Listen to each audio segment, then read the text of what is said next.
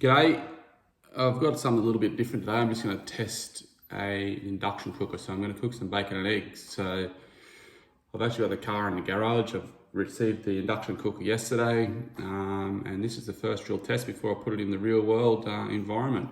First, let's make a coffee using the AeroPress.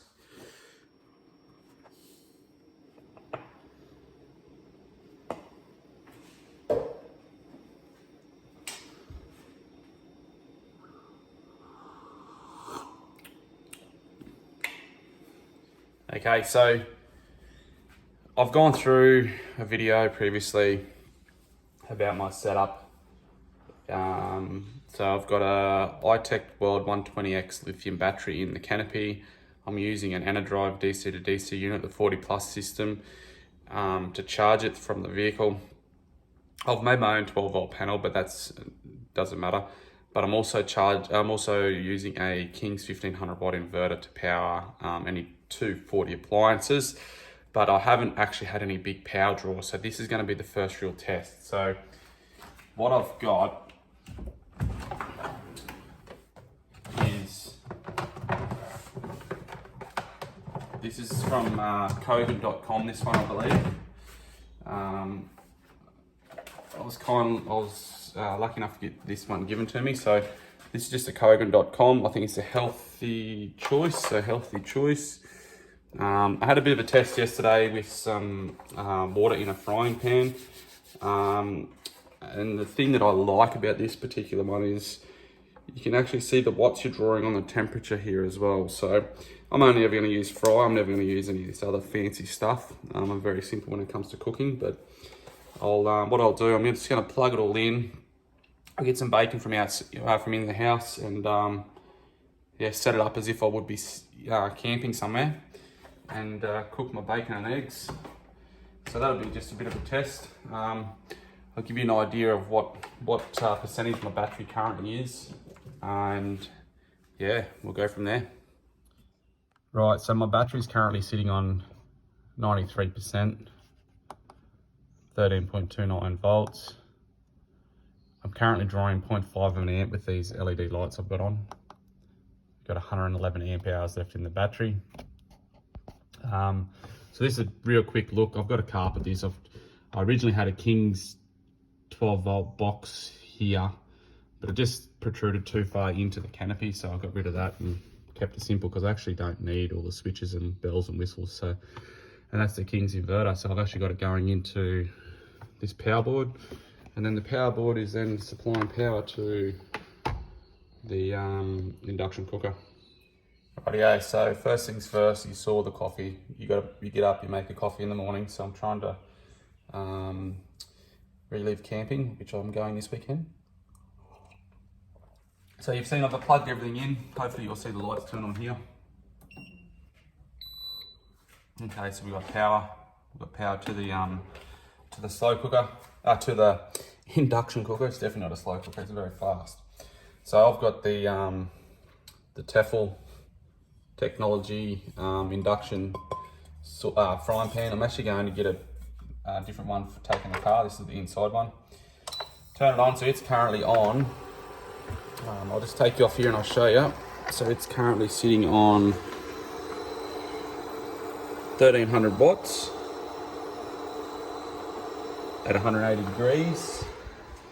And I'm currently drawing 92 amps, 93 amps at the moment.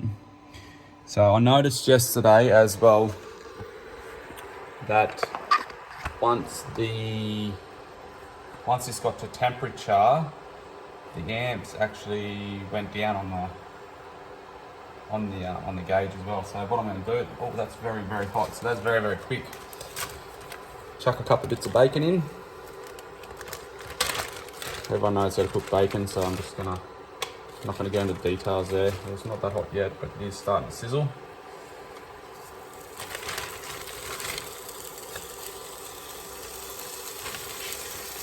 I probably don't really need it that high as well, but I'm just gonna leave it on what it turns on with. I just want to show you the time. So it's currently pretty much 9:30 a.m. As you see, it's cooking pretty good. I'll come back to you.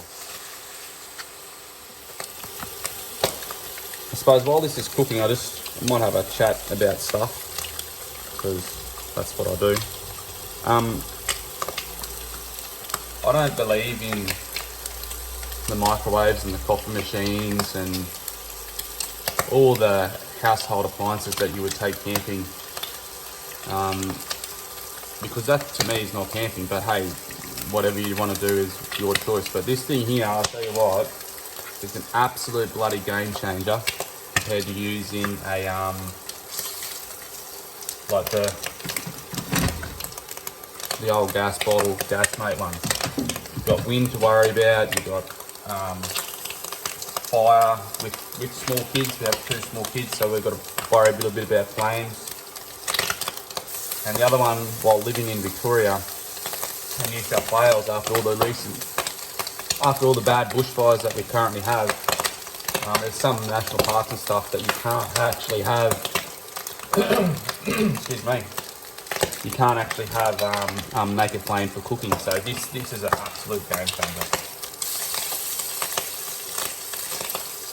But hey, I'm not telling you anything you already don't know. One rookie error of making this kitchen and having this serving area. If I want to get to something here, I'm in trouble. I've got to move all this. So if anyone's out there making a DIY kitchen like I have, everything needs to come out and pull out from the sides with a serving shelf. Either way, it doesn't matter. But this is a bit of a flaw in my kitchen. But anyway.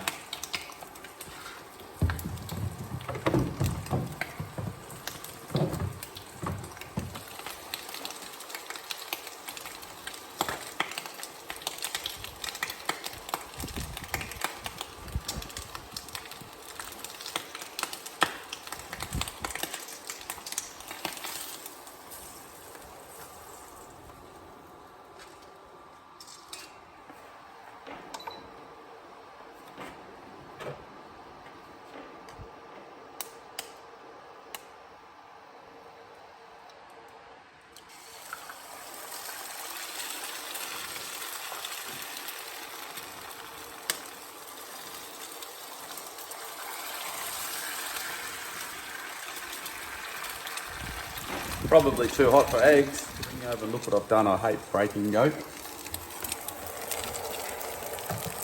But she's cooking away nicely. The toast is inside cooking. Rightio, so I've just noticed, so we'll call that 10 minutes. I made breakfast in 10 minutes, who cares? So the induction cooking's off. We're drawing 6 amps. So 5.5 amps, because the fan has kicked on in the inverter, as you can hear. So 10 minutes, pulling 100 amps. Now we'll go back to 83% on the battery.